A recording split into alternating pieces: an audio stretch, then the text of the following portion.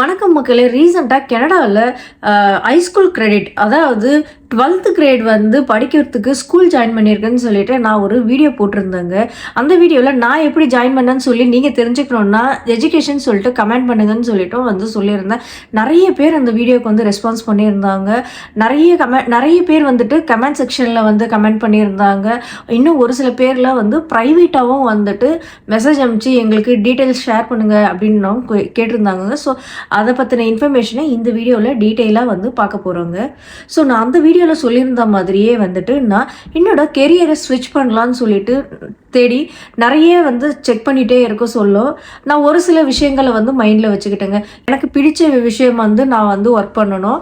And then அதுக்கு வந்து இங்கே எவ்வளோ ஸ்கோப் இருக்குது ஃப்யூச்சரில் அப்படிங்கிற ஒரு 2 விஷயத்த மட்டும் மைண்டில் வச்சுக்கிட்டு நான் வந்து சூஸ் பண்ணேங்க. ஸோ அந்த மாதிரி பார்க்குறப்போ எனக்கு ஹெல்த் கேரில் கொஞ்சம் இன்ட்ரெஸ்ட் இருந்ததுனால ஹெல்த் கேரில் இங்கே கனடாவில் கொஞ்சம் ஸ்கோப் இருக்க மாதிரி இருக்குங்க.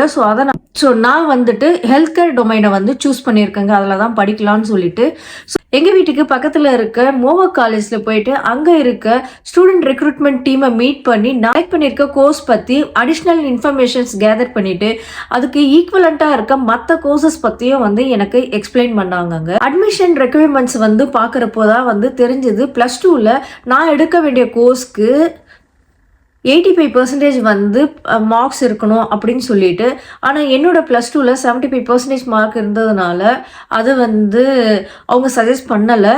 ஸோ இருந்தாலும் என்ன சொன்னாங்கன்னா, உங்ககிட்ட டிரான்ஸ்கிரிப்ட் இருந்தால் கொண்டு வாங்க, அதாவது 85%க்கு மேலே உங்ககிட்ட வந்து டிரான்ஸ்கிரிப்ட் இருக்குது அப்படின்னா கொண்டு வாங்க, நம்ம அதை வச்சு அப்ளை பண்ணலாம். அப்படி இல்லைன்னா கெனடியன் ஸ்டாண்டர்ட்ஸ்க்கு வந்து கிரேட் 12 வந்து நீங்கள் இங்கே பண்ணணும் அப்படின்னு சொல்லிட்டாங்க.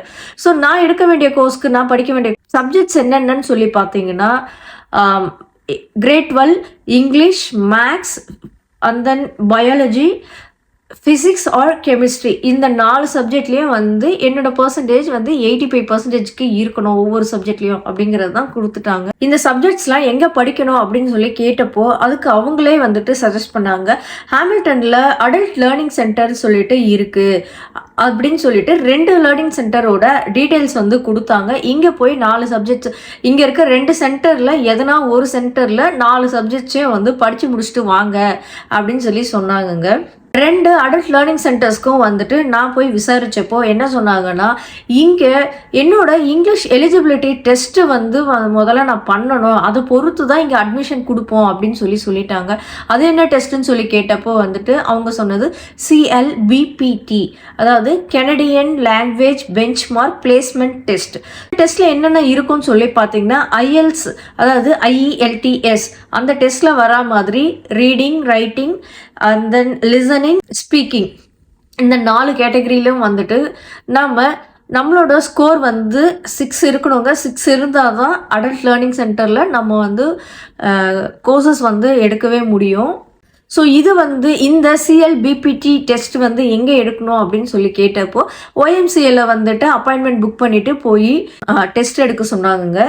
இதுக்கு ப்ரிப்பரேஷன் சொல்லிட்டு எதனா பண்ணணுமா அப்படின்னா எதுவுமே பண்ண தேவையில்லை அப்படின்னு தான் வந்து சொன்னாங்க. பட் நான் வந்து ஒரு சில IELTS படிக்கிறதுக்கு என்னென்னலாம் வந்து ப்ரிப்பரேஷன் பண்ணுவாங்கன்னு சொல்லிட்டு ஒரு சில வீடியோஸை வந்து சும்மா ரெஃபரன்ஸ்க்காக பார்த்துட்டு போய் எழுதிட்டு வந்தேங்க. நான் இந்த CLBPT டெஸ்ட் எடுக்கிறது யாருக்கெல்லாம் ஃப்ரீன்னு சொல்லி பார்த்தீங்கன்னா, கெனடியன் சிட்டிசன், PR வச்சுருக்கவங்க அண்ட் தென் PR ப்ராசஸில் இருக்கிற இந்த 3 கேட்டகரியில் வரவங்க வந்து ஃப்ரீயாக வந்து இந்த டெஸ்ட் வந்து எடுத்துக்கலாங்க.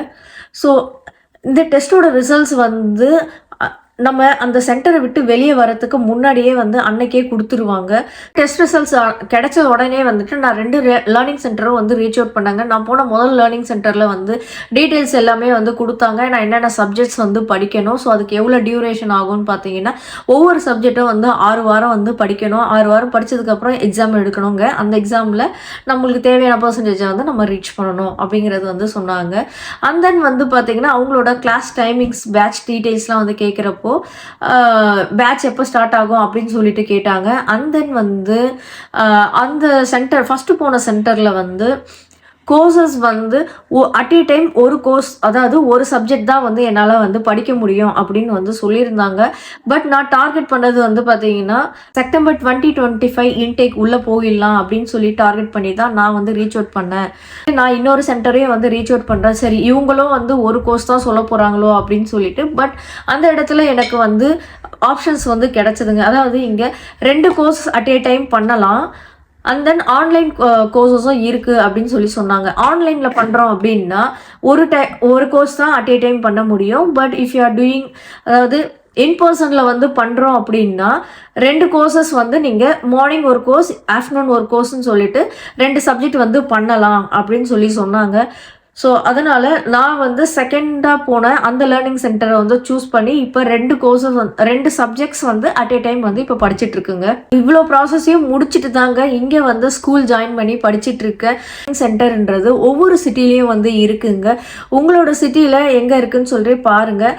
பார்த்துட்டு அவங்கக்கிட்ட போய் ரீச் அவுட் பண்ணீங்க அப்படின்னா நீங்கள் இங்கே கோர்சஸ் வந்து படிக்கணும் அப்படின்றப்போ ரொம்ப ஈஸியாக இருக்கும். நான் சொன்னதை விட இன்னும் நிறைய இன்ஃபர்மேஷன்ஸ் உங்களுக்கு கிடைக்குங்க.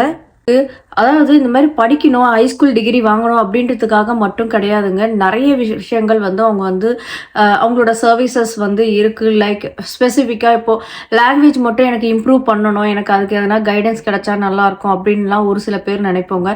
ஸோ அந்த மாதிரிக்கும் வந்து இவங்க நிறைய ப்ரோக்ராம்ஸ் வச்சுருக்காங்க. ஸோ நீங்கள் வந்து செக் பண்ணி பாருங்கள். கண்டிப்பாக உங்களுக்கு நிறைய இன்ஃபர்மேஷன் கிடைக்கும்.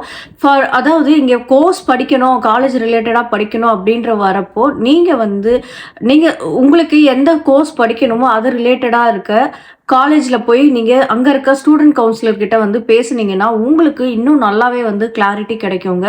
ஸோ இந்த வீடியோ வந்து உங்களுக்கு யூஸ்ஃபுல்லாக இருந்துச்சுன்னா உங்களோட ஃப்ரெண்ட்ஸ் அண்ட் ஃபேமிலி மெம்பர்ஸ்க்கு ஷேர் பண்ணுங்கள். தேங்க்ஸ் ஃபார் வாட்சிங்.